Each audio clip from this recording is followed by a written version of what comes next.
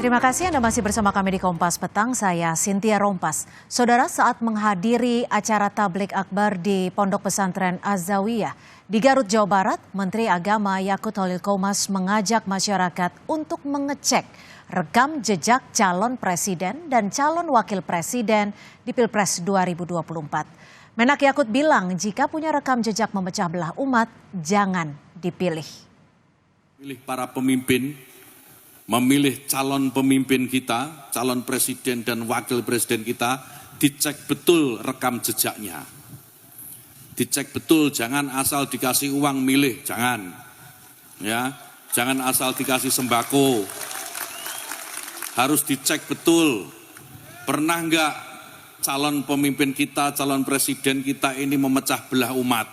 Kalau punya jejak pernah memecah belah umat, jangan dipilih. Kita lihat apakah pemimpin kita, calon pemimpin kita ini ya pernah menggunakan agama sebagai alat untuk memenangkan kepentingannya atau tidak. Kalau agama diperalat untuk merebut kekuasaan, jangan dipilih. Kemana sebetulnya arah pernyataan dari Menteri Agama Yakut Holil Qomas? Kita akan berbincang bersama Founder Kolaborasi Jakarta Andi Sinulinga dan juga Direktur Indikator Politik Indonesia Burhanuddin Muhtadi. Dan nanti juga kami akan kembali mengundang Guntur Romli selaku politisi PDI Perjuangan. Saya akan menyapa Mas Burhan terlebih dahulu. Mas Burhan, menurut Anda ini ada tujuan atau arah tertentu ke siapa tidak sih pernyataan dari Gus Yakut ini? Pertama, pernyataan tersebut pada dasarnya bersifat normatif ya. Normatif dalam pengertian bahwa ini pernyataan yang berlaku secara umum terkait dengan supaya masyarakat tidak memilih ya calon yang dianggap pernah memperalat agama untuk kepentingan politik elektoral dan seterusnya. Tetapi kalau dibaca secara politik, memang pernyataan Gusmen Yakut ini tidak bisa dilepaskan dari sasaran tembak yang ingin diarahkan ke capres tertentu. Nah, saya membaca capres tertentu yang menjadi sasaran atau target dari pernyataan tersebut adalah Anies Baswedan. Kalau Anda melihatnya, apa yang dimaksudkan secara menyeluruh dari Gus Yakut ini? Jika Anda melihatnya atau memprediksinya sasarannya adalah Anies Baswedan? Pertama, memang pernyataan tersebut kira-kira tidak bisa dilepaskan dari Pilkada DKI Jakarta. Kemudian kalau dikaitkan dengan capres ya Anies. Capres Anies ini kan kira-kira dianggap bukan dari kelompok presiden men ya. Jadi sasaran itu diarahkan ke capres Anies karena mungkin karena Anies bukan bagian dari lingkaran kekuasaan. Sehingga disebut ya pernyataan tersebut ya dalam rangka untuk kira-kira ya mengingatkan kepada pemilih agar tidak memilih Anies. Oke. Jadi Kira-kira seperti itu. Saya akan ke Bang Andi. Bang Andi, Anda setuju jika pernyataan dari Menak Gus Yakut ini menurut dari Mas Burhan disasar atau ditujukan kepada Anies Baswedan?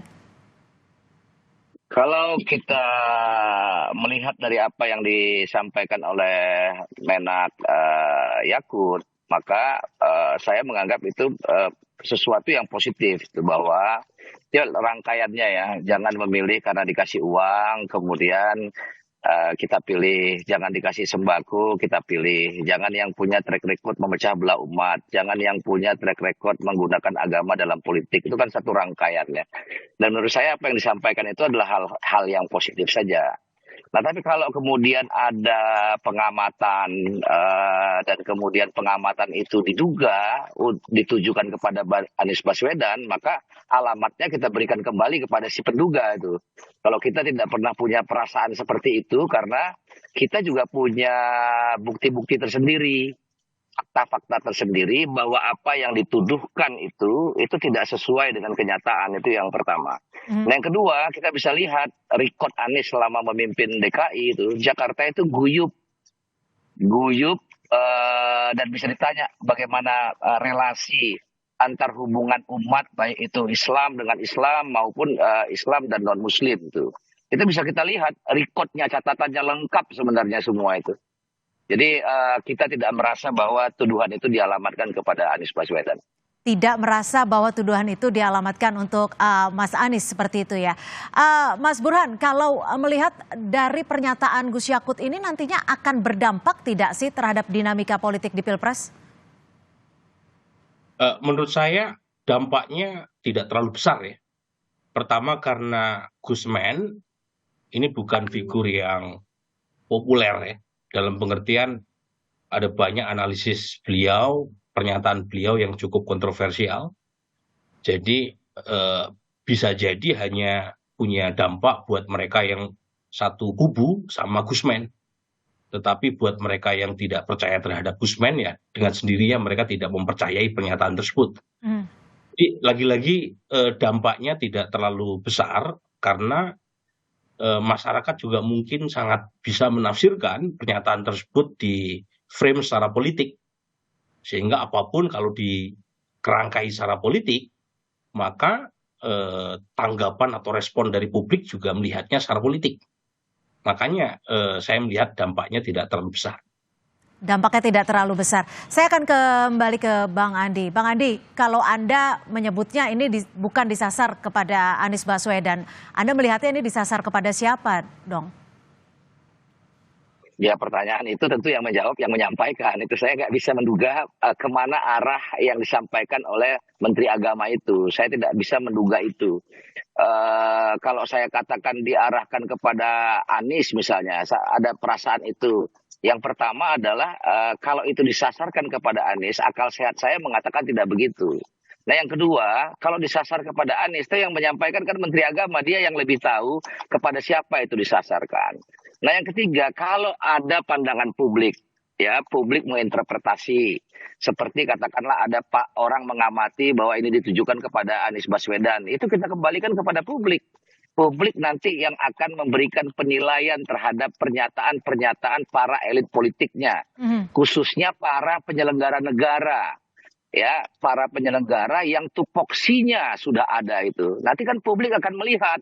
Nah, menurut saya apapun pendapat kita hargain saja, dan saya yakin sekali bahwa publik punya kecakapan yang cukup, ya, punya perlengkapan yang cukup untuk menelaah apa yang disampaikan oleh para pejabat-pejabat negara kita. Oke. Baik, Mas Burhan, ini kalau Anda tadi menduganya disasarkan kepada Anies Baswedan. Ini kalau nanti memang Anies maju bersama Caimin gitu ya, akan ada dampak khusus tidak karena ini berlatar belakang sama-sama NU? Ya, tentu punya dampak khusus ya. Tetapi lagi-lagi kita harus melihatnya secara lebih seksama. Terutama memang kita tahu gitu ya, ada rivalitas gitu kan antara Caimin ya dengan PBNU. Ketua PBNU adalah kakak dari Gusman gitu ya. Dan tentu kita ingin melihat lebih jauh sejauh mana rivalitas ini punya dampak terkait dengan elektoral. Karena di 2019, di 2014 NU itu sangat solid mendukung Pak Jokowi. Sementara di 2024 sepertinya elit NU tidak begitu satu suara dalam kaitan dengan pilihan di 2024. Jadi kalau misalnya PKB sudah fix mendukung Anies Baswedan, ya, kemudian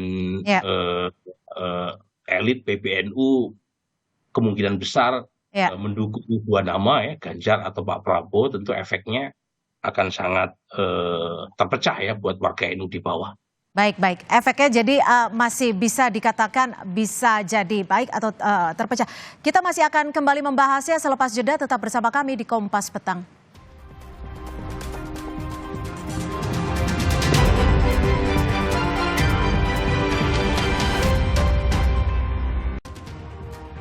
Terima kasih Anda masih bersama kami di Kompas Petang. Saudara, kita masih membahas terkait dengan pernyataan dari Menteri Agama Gus Yakut yang menyatakan bahwa harus dicek betul pernah nggak ya calon pemimpin kita atau calon presiden kita memecah belah umat.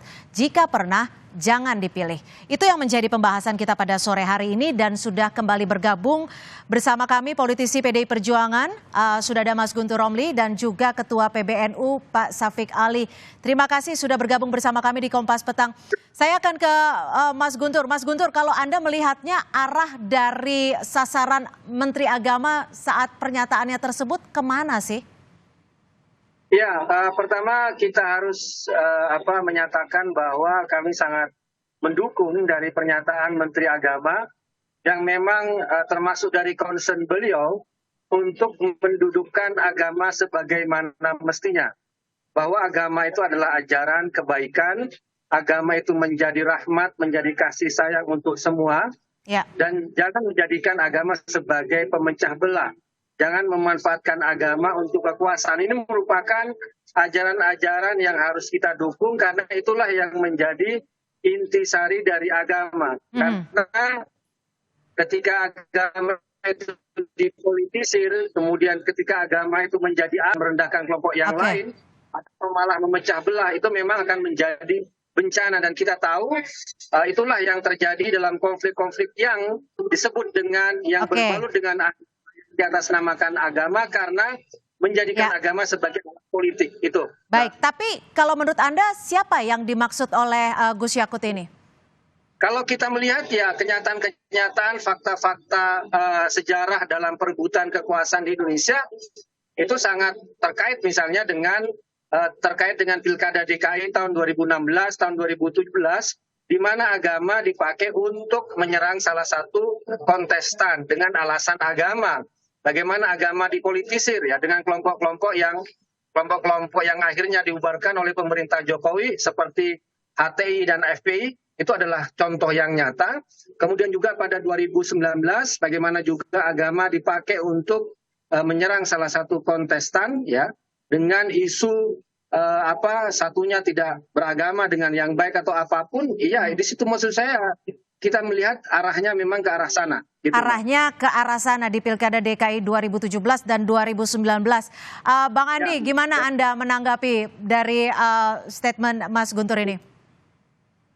Ya, kalau secara konsep apa yang disampaikan kontennya tadi positif ya, tadi sudah saya sampaikan. Ya. Nah, kalau itu disasar pada Pilkada DKI terkait Anies Baswedan menggunakan agama untuk kepentingan politik, maka menurut saya tidak ditemukan satupun ucapan dan tindakan dari Anies Baswedan menggunakan agama untuk kepentingan politiknya itu. Dan saya kira itu sahih, tidak bisa ditemukan pembuktiannya. Nah, paling ada disampaikan pendukung-pendukungnya Anies misalnya, atau Anies katakanlah menerima keuntungan dari situ.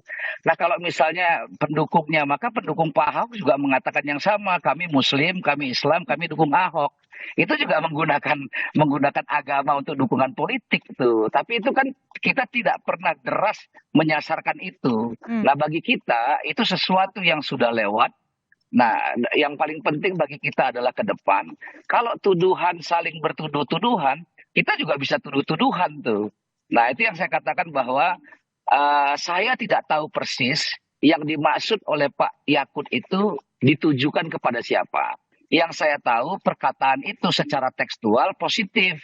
Jangan karena dikasih uang memilih, jangan karena dikasih sembako memilih, jangan yang memecah belah punya rekod memecah belah umat, jangan yang menggunakan agama untuk kepentingan politik. Sampai pada titik itu saya setuju itu. Nah, kalau ada preferensi, persepsi, tafsir orang memandang itu Anies Baswedan misalnya, saya kembalikan kepada mereka.